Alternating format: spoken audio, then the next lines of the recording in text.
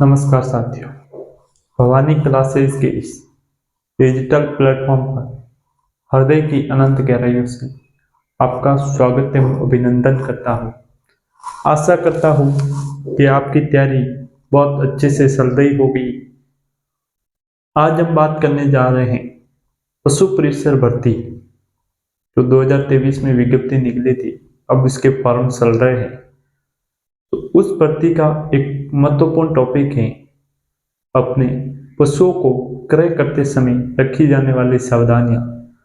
तो इस टॉपिक पे हम विस्तृत रूप से चर्चा करेंगे।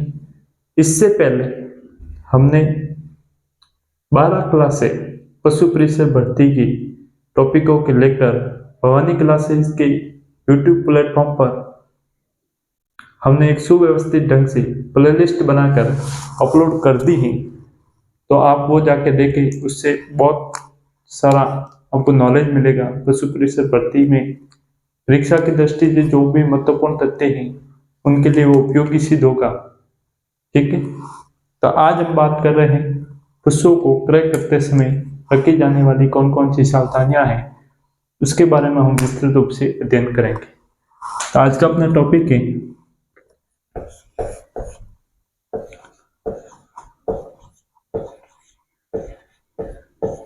पशुओं को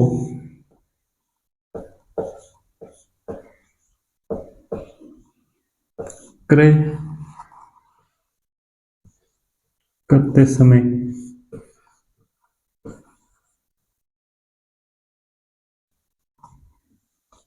रखी जाने वाली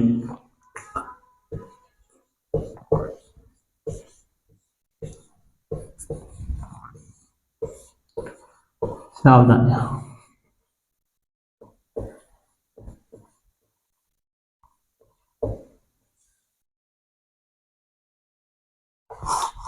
ठीक है,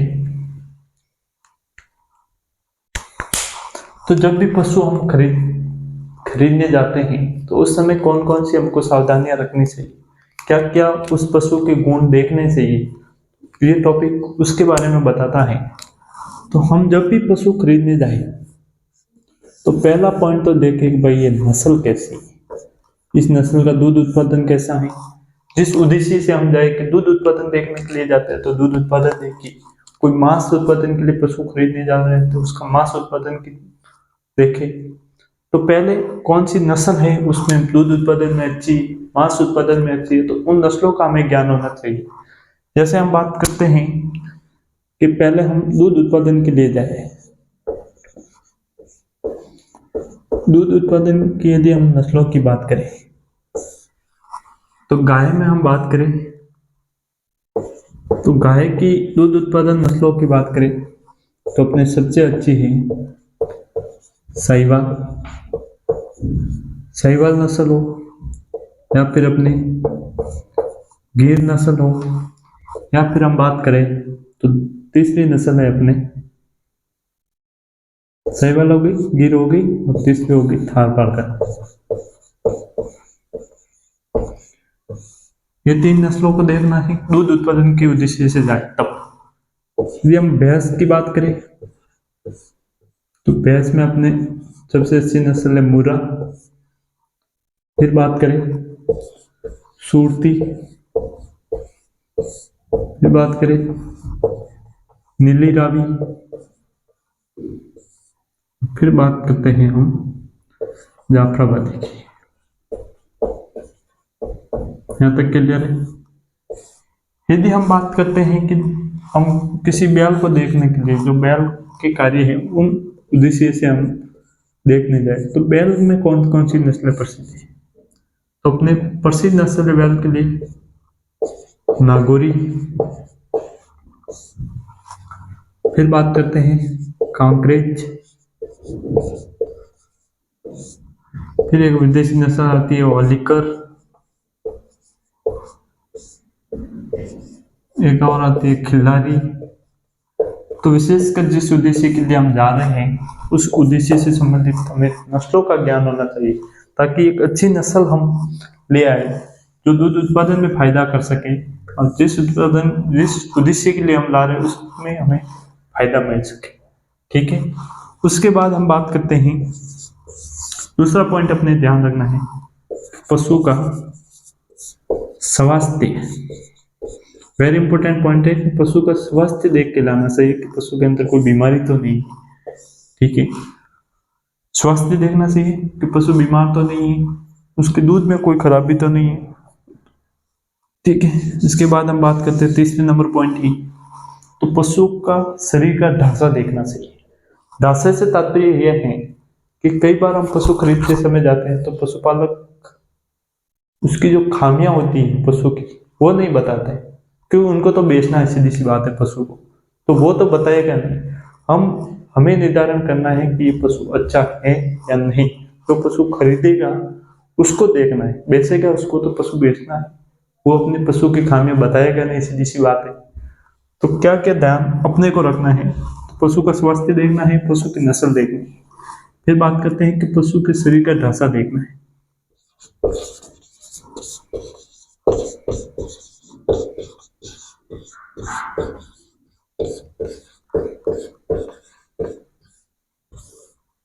तो पहला देखना है कि शरीर अच्छा होना चाहिए, सुडौल होना चाहिए, मतलब अष्टपुष्ट और मजबूत होना चाहिए। ढांचे के अंदर एक महत्वपूर्ण पॉइंट देखा जाता है कि जो भी पशु का कंधा होता है, कंधा व छाती एक समान, मतलब समान आकार में होना चाहिए। कंधा और छाती दोनों एक समान दिखनी चाहिए।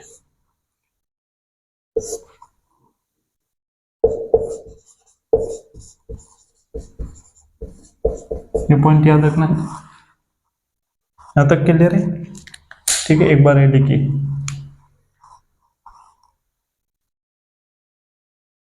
लिखिए एक बार।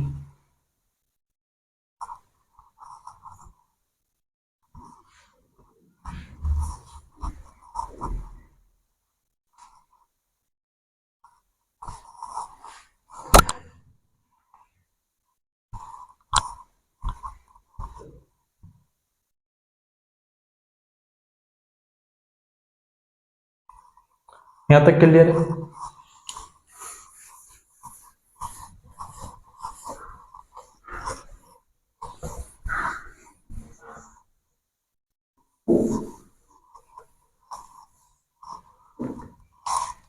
फिर बात करते हैं, 3 पॉइंट हमने देख ली। अभी हमने नस्ल देख ली, पशु का स्वास्थ्य देख लिया, पशु के शरीर का ढांचा देख लिया।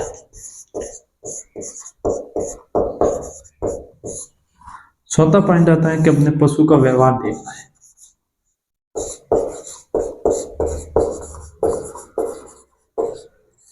पशु का व्यवहार की बात करें तो पशु कैसा होना चाहिए, तो पशु अपने होना चाहिए एक तो शांत एवं विनम्र स्वभाव का। पशु यदि शांत होगा, विनम्र स्वभाव का होगा तो दूध निकालते समय परेशानी नहीं होगी, उसको सारा पानी करते समय परेशानी होगी। यदि आक्रामक पशु होगा, दूध निकालते समय लात मार सकता है, सारा पानी करते समय सींग मार सकता है, तो वो समस्या नहीं हो, इसलिए हमें शांत और विनम्र स्वभाव का पशु देखना चाहिए। यहाँ तक क्लियर? फिर आगे बात करें कि यदि हम दुधारू पशु को खरीदने जाते हैं तो दुधारू पशु का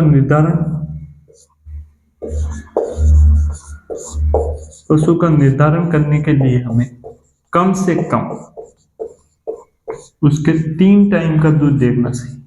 3 टाइम के दूध का हिसाब लगा के उस पशु का निर्धारण करना, वो भी अपने आंखों के सामने दूध निकाला होना चाहिए। आंखों के सामने दूध निकाला होना चाहिए, दूध निकाला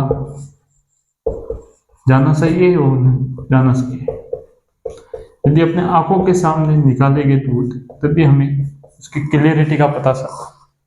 नहीं तो क्या होता है कि पशुपालक जो बेचता है उस पशुपालक को आकर्षित करने के लिए अपने पशु के प्रति या तो वो ऑक्सीटोसिन हार्मोन का इंजेक्शन दे देता है या दूध उत्पादक गोलियां दे देता है, जिससे क्या है कि जो वास्तविक दूध उत्पादन है वो सूख जाता है, उस गोलियों का या उस ऑक्सीटोसिन हार्मोन का असर दिखने लग जाता है, जिससे प्रॉपर दूध का निर्धारण हम नहीं कर पाते। तो कम से कम 3 टाइम का दूध देखे और वो भी अपने आंखों के सामने निकाला हुआ दूध के हिसाब से हमें पशु का निर्धारण करना चाहिए। ये बात याद रखना, वेरी इंपॉर्टेंट। 3 टाइम कम से कम देखना है। फिर बात करते हैं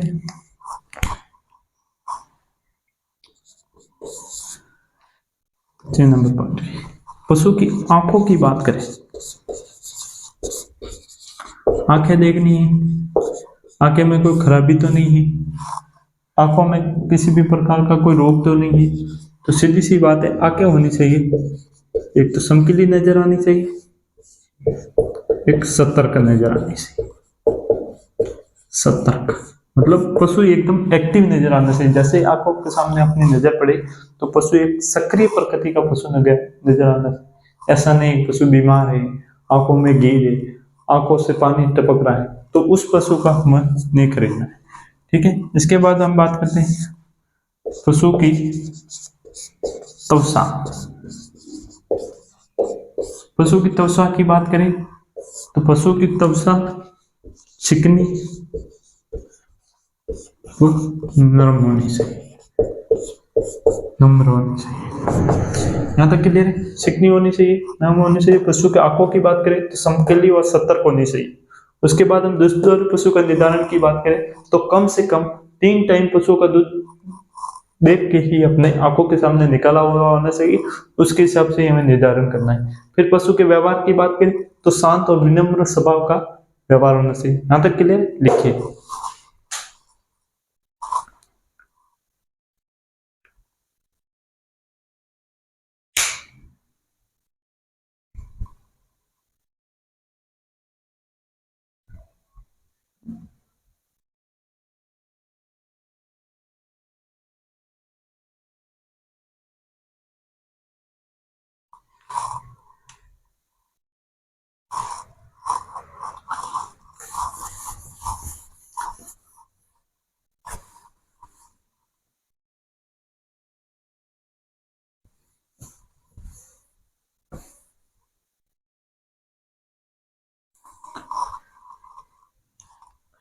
फिर इसके बाद हम बात करें 7 नंबर पॉइंट की। तो 7 नंबर पॉइंट के अंदर अपने को देखना है, एक तो थन, दूसरा देखना है अडर। थन व अडर, थन व अडर से क्या पता करें? थन व अडर में पहले पॉइंट तो अपने देखना है कि उस पर कोई घाव तो नहीं है, थनों पे या अडर पे घाव तो नहीं है, घाव नहीं होना चाहिए। नंबर 2, दूसरा पॉइंट देखना है थन या अडर पर उन पर सूजन नहीं होनी चाहिए। कई बार होता है कि पशुओं का अडर सूज जाते हैं, जैसे हमें वेटनरी के अंदर कहते हैं मैस्टाइटिस या थनैला रोग कहते हैं। सूजन नहीं होनी चाहिए, नहीं होनी चाहिए, उसे कहते हैं थनैला रोग। यहां तक क्लियर? तीसरा पॉइंट अपने देखना है कि जो भी पशुओं के थन है, पशुओं के थन के बीच की दूरी, थनों के बीच की 4 थन होते हैं तो चारों थनों के बीच की दूरी समान होनी चाहिए। यहां तक क्लियर है? थनों के बीच की दूरी समान होनी चाहिए। चौथा पॉइंट देखना है कि जो मिल्क वैन है, मिल्क वैन मतलब जो दुग्ध की नदी है, दुग्ध वाहिनी, वाहिनी, दुग्ध वाहिनी तो है वो स्पष्ट उभरी हुई नजर आनी चाहिए। यदि दुग्ध वाहिनी स्पष्ट उभरी हुई नजर आती है तो इससे ये पता चलता है कि हाँ भाई ये पशु दूध उत्पादन में बहुत अच्छा है। यहाँ तक क्लियर है। उसके बाद वेरी इंपॉर्टेंट पॉइंट है, ये परीक्षा की दृष्टि से परीक्षा में पूछा जा सकता है कि जो भी हम दूध उत्पादन के लिए पशु खरीदे तो किस ब्याज के पशु को लाना प्राथमिकता देनी चाहिए। पहली ब्याज से हम दूध उत्पादन का अच्छा पता नहीं लग जाता है, दूसरी से पता नहीं लगता, सबसे अच्छा दूध उत्पादन होता है तीसरी ब्याज से सातवीं ब्याज के बीच। फिर उसके सातवीं ब्याज के बाद 7 बार ब्याने के बाद पशु में वापस दूध उत्पादन कम होने लगता है, पहले दूसरी में बढ़ता है, तीसरी में हाईएस्ट कंडीशन पे आता है, तीसरी से सातवीं के बीच। तो हमें दूध उत्पादन के लिए पशु खरीदते समय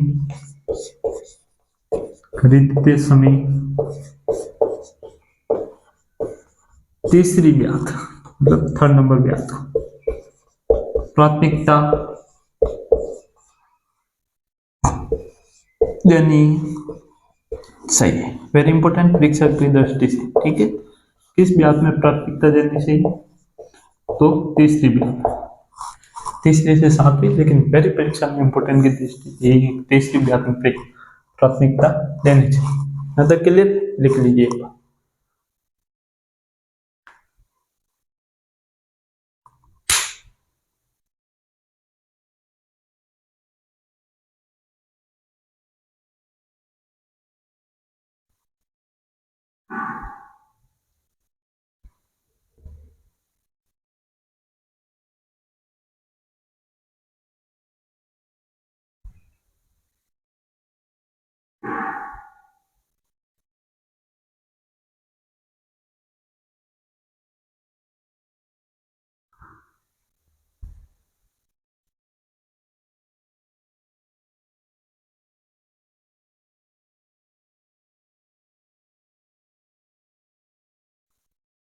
मतलब क्लियर, फिर आगे बात करें।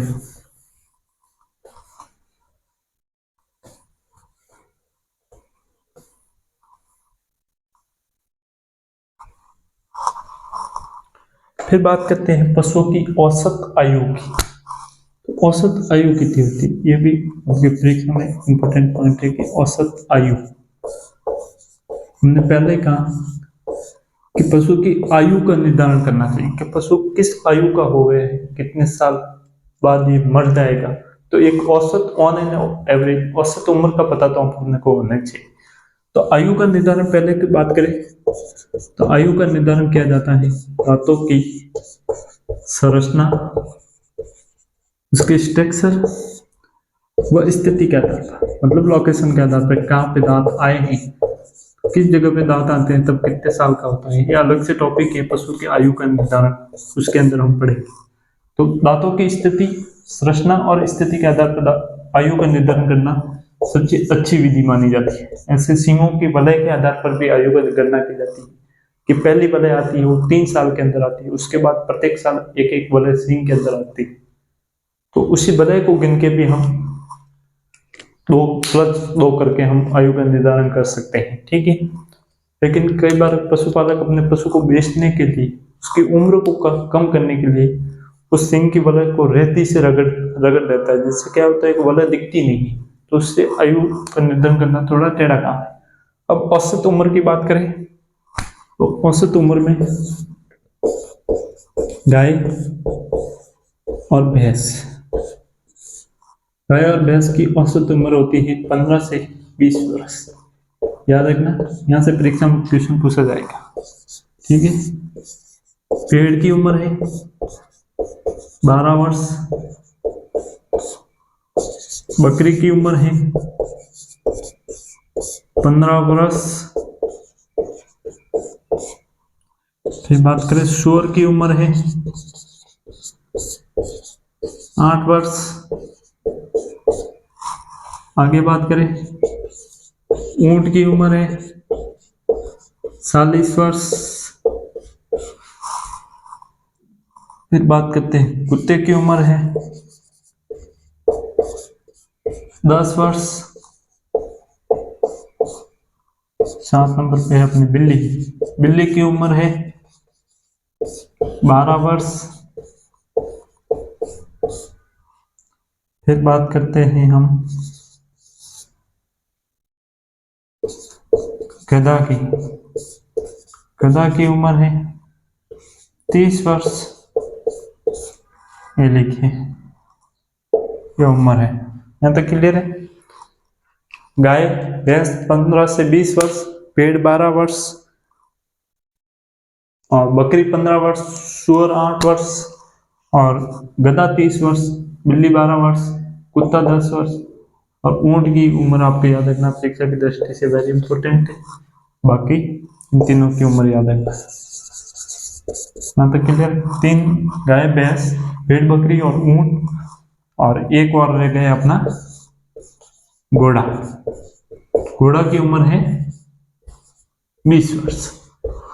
ठीक है, तो ये याद रखना है। और एक अपने रही मुर्गी। तो मुर्गी की उम्र है 5 से 10 वर्ष। 5 से 10 वर्ष। तो ये याद रखनी है अपनी औसत उम्र। औसत उम्र रखनी है। ठीक है।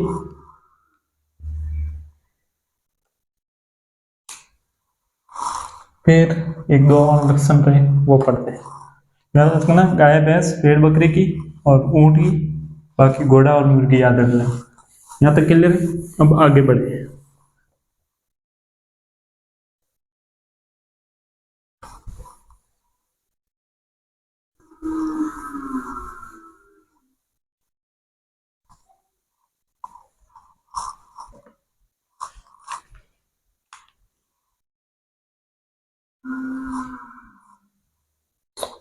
फिर आगे बढ़े हम। तो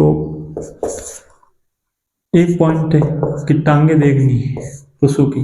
टांगे मजबूत होनी चाहिए।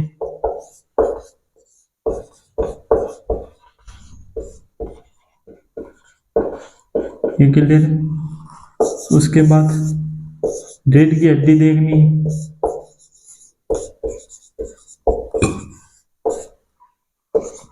सीधी होनी चाहिए। टेढ़ी मेढ़ी है तो इसका मतलब यह है कि कैल्शियम की कमी है, फास्फोरस की कमी है, किसी न किसी पोषक तत्व की पशु के अंदर कमी है। जब रीढ़ की हड्डी टेढ़ी मेढ़ी होगी तो इससे सीधा सा तात्पर्य है कि पशु में किसी न किसी मिनरल की कमी है। उसके बाद वेरी इंपॉर्टेंट आता है कि पशु की साल देखनी। पशु की साल देखनी। साल के अंदर क्या देखेंगे? मान लो ये पशु है, तो पशु ने पहला अपना खुर यहां रखा और अगला खुर यहां रखा। जैसे ही पशु चलेगा, अगला खुर यहां रखा, तो ये दूसरा वाला जो पीछे वाला खुर है वो उन्हीं के निशान के आसपास में आना चाहिए। मतलब इस खुर के पहले वाले खुर के निशान पर पिछले वाला खुर यदि आता है तो इसका मतलब है कि पशु की साल सही है। मतलब पशु की साल, पशु की साल के समय अगले खुर के निशान पर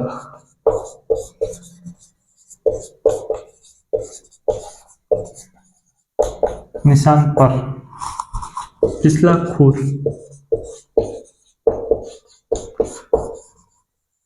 का निशान लगभग आना सही है।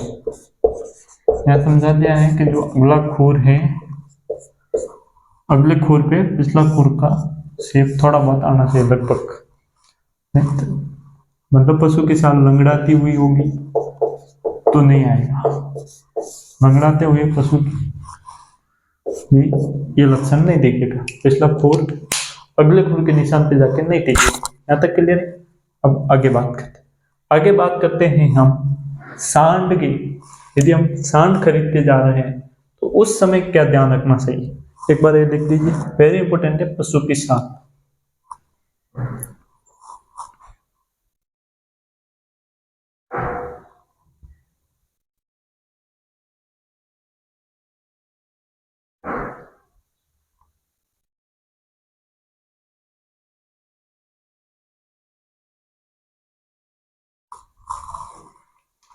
ठीक,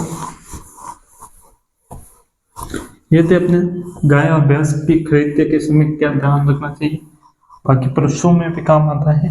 उसके बाद हम बात करते हैं कि सांड को खरीदते समय क्या ध्यान रखना है। सांड को खरीदते समय क्या ध्यान रखें, क्या ध्यान रखें, ध्यान रखें, ठीक है, रखें। तो पहला देखना चाहिए, सांड होता है वो निर्भीक होना चाहिए, मतलब भय से मुक्त होना चाहिए। तो निर्भीक होना चाहिए, पौरुषता के गुण होना चाहिए, मतलब उसके मेल होने के गुण उसमें नजर होना चाहिए, और कठोरता युक्त होना चाहिए, कठोर होना चाहिए। यहाँ तक के लिए सांड ब्लिस्ट, मतलब हष्टपुष्ट होना चाहिए और स्वस्थ होना चाहिए।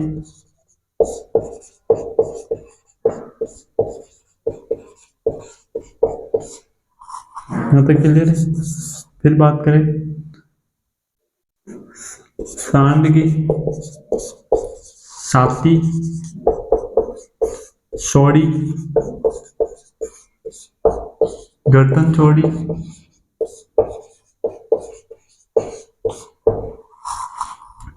और जो कंधे होते हैं, कंधे मादा के कंधों से ऊपर होने चाहिए, कंधों से ऊपर होने चाहिए, मतलब हाइट होनी चाहिए सांड की, ऊपर होने चाहिए। ये पॉइंट याद रखना है। नर के कंधे मादा के कंधों से ऊपर होने चाहिए, वेरी इंपॉर्टेंट। उसके बाद पशु का वर्षण पूर्ण विकसित होना चाहिए, पूर्ण विकसित, पशु का वर्षण पूर्ण विकसित व दोष रहित, मतलब इसमें किसी भी प्रकार का दोष नहीं होना चाहिए, दोष रहित होने चाहिए। इसके बाद हम बात करें कि यदि संभव हो, मान लो आसपास में लेबोरेटरी है या प्रयोगशाला है, तो यदि संभव हो तो